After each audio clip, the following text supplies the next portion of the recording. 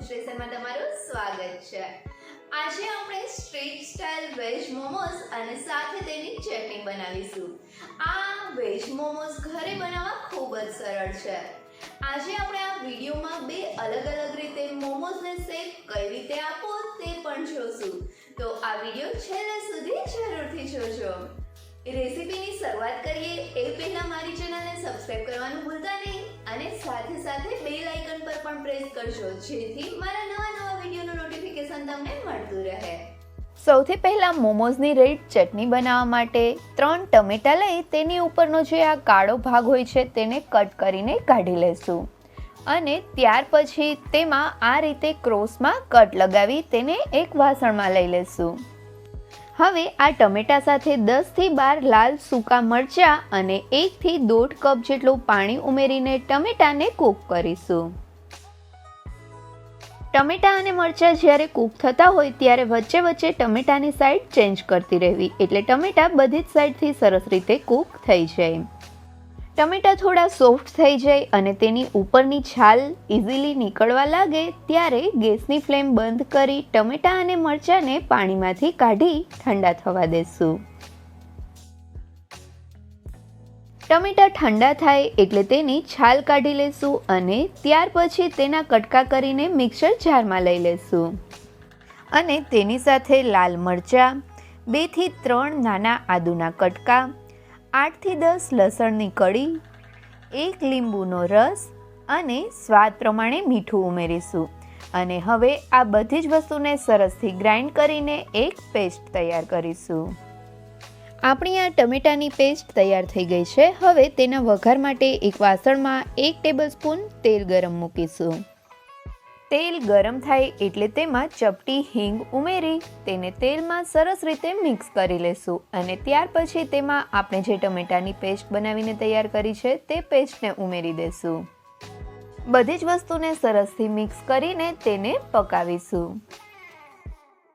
આ ચટણી ઉકળવાનું ચાલુ થાય એટલે તેમાં અડધી ટીસ્પૂન જેટલો સોયા સોસ અને ચપટી ખાંડ ઉમેરીશું અને તેને સરસ રીતે મિક્સ કરીને 2 થી 3 મિનિટ માટે મીડિયમ ફ્લેમ ઉપર કૂક કરીશું।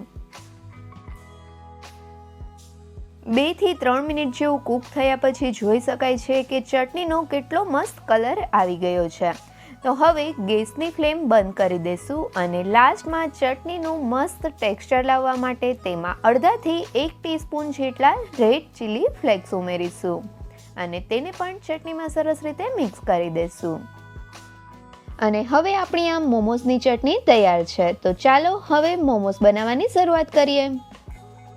મોમોસનું સ્ટફિંગ બનાવવા માટે સૌથી પહેલા એક વાસણમાં 1 થી 1.5 ટેબલસ્પૂન તેલ ગરમ મૂકીશું।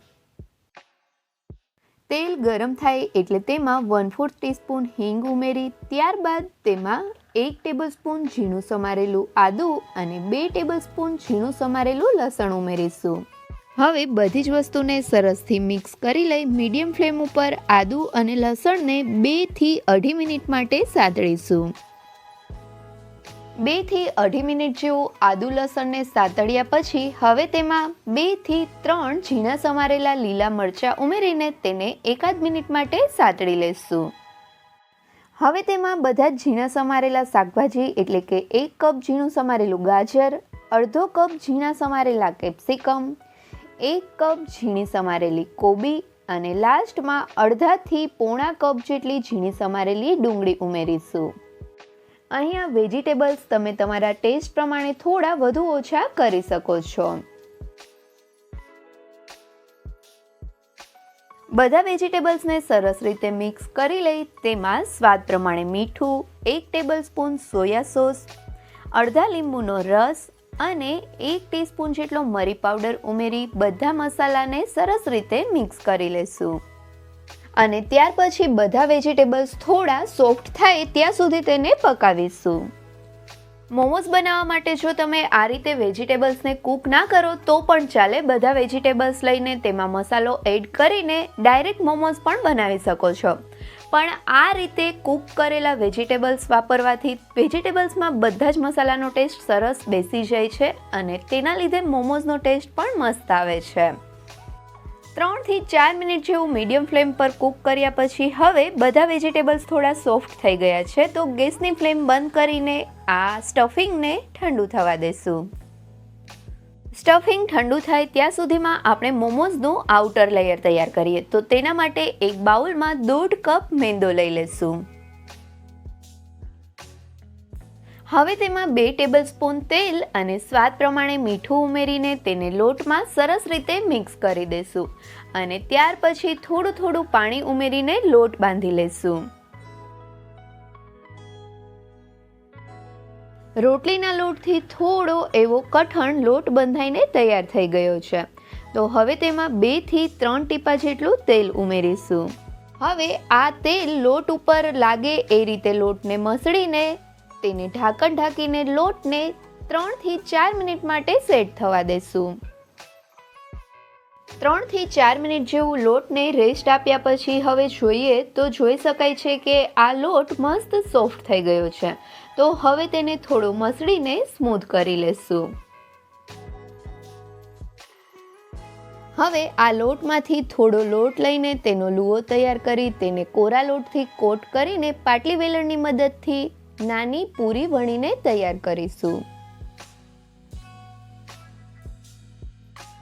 આ રીતે આપણે જોઈએ એ સાઈઝની પૂરી તૈયાર થાય એટલે તેના ઉપર અહીંયા આ રીતે વાટકાની મદદથી કટ લગાવી નાની પૂરી તૈયાર કરીશું. આ રીતે આપણે જે પૂરી તૈયાર કરીશું તે બધી જ પૂરી એક જ સાઈઝની તૈયાર થશે.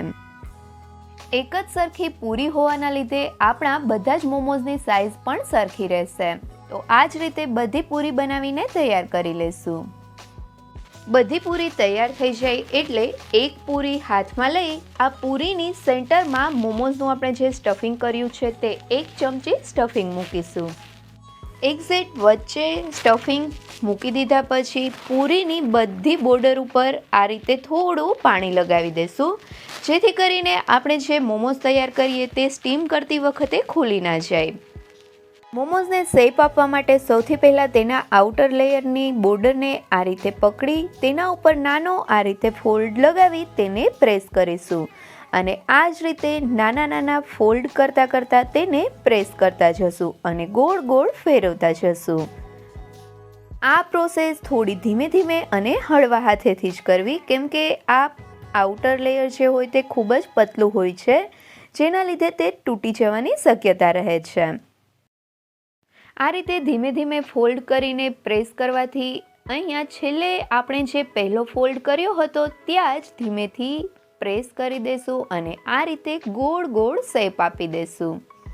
આપણા આ એક રીતના મોમોઝ બનીને તૈયાર થઈ ગયા છે. હવે બીજી રીતે મોમોઝને શેપ આપવા માટે એક પૂરી લઈ તેની વચ્ચે સ્ટફિંગને મૂકી દેશું અને ત્યાર પછી આ પૂરીની ફરતી સાઈડે આપણે પાણી લગાવી દેશું. અને હવે મોમોઝને શેપ આપવા માટે પૂરીની 2 સાઈડને આ રીતે ભેગી કરીને સૌથી પહેલાં પ્રેસ કરી દેશું અને હવે એક સાઈડને એ જ રીતે રહેવા દઈ બીજી સાઈડને થોડી ફોલ્ડ કરીને તેને પહેલી સાઈડ ઉપર પ્રેસ કરી દેશું અને ત્યાર પછી આ જ રીતે નાના ફોલ્ડ વાળીને તેને બીજી સાઈડ ઉપર પ્રેસ કરતા જશું.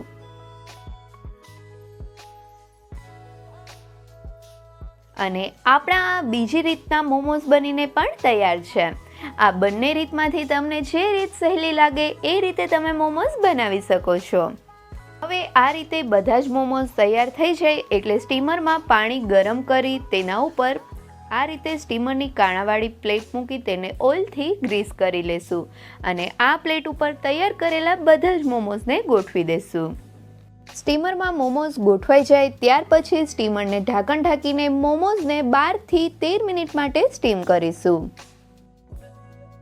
12 મિનિટ પછી સ્ટીમરનું ઢાંકણ ખોલીને જોઈએ તો જોઈ શકાય છે કે મોમોઝ મસ્ત રીતે સ્ટીમ થઈ ગયા છે.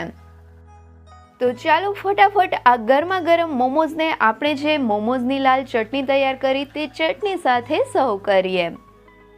તમે પણ એકવાર ઘરે આ રીતે મોમોઝની ચટણી બનાવીને મોમોઝ ઘરે જરૂરથી ટ્રાય કરજો અને મને કમેન્ટ કરીને કહેજો કે તમને મારી રેસીપી કેવી લાગી. રેસીપી ગમે તો વિડીયોને લાઈક કરજો અને તમારા ફ્રેન્ડ સાથે શેર પણ કરજો. અને હા, મારી ચેનલને સબસ્ક્રાઈબ કરવાનું ભૂલતા નહીં. Thank you so much.